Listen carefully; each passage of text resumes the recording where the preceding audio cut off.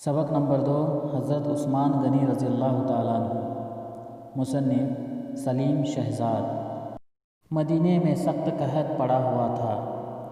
اناج اور پانی نہ ملنے کی وجہ سے لوگ بہت پریشان تھے۔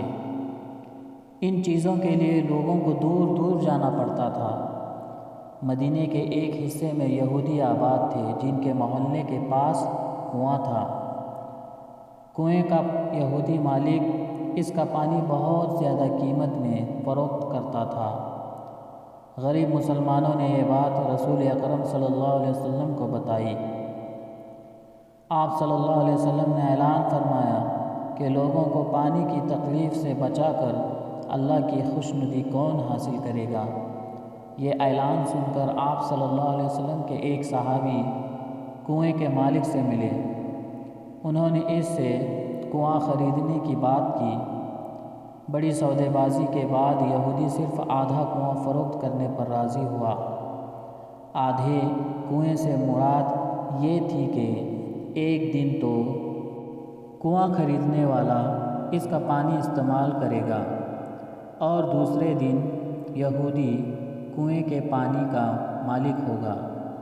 کنواں خریدنے والے صحابی نے سودا منظور کر لیا۔ جس دن کنواں ان کا ہوتا، مدینے کے تمام باشندے اس سے مفت پانی حاصل کر لیتے، لیکن دوسرے دن یہودی اپنا پانی مسلمانوں کو بہت مہنگے داموں فروخت کرتا۔ تب مسلمانوں نے یہ کیا کہ جس دن کنواں یہودی کا نہ ہوتا، وہ 2 دنوں کا پانی جمع کر لیتے۔ اس طرح دوسرے دن یہودی سے پانی خریدنے کوئی نہ جاتا۔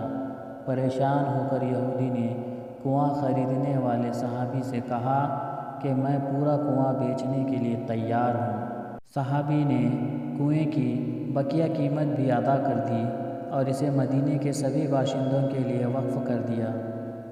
کنواں خریدنے والے یہ صحابی حضرت عثمان بن عفان رضی اللہ تعالیٰ عنہ تھے، جو بعد میں مسلمانوں کے تیسرے خلیفہ ہوئے۔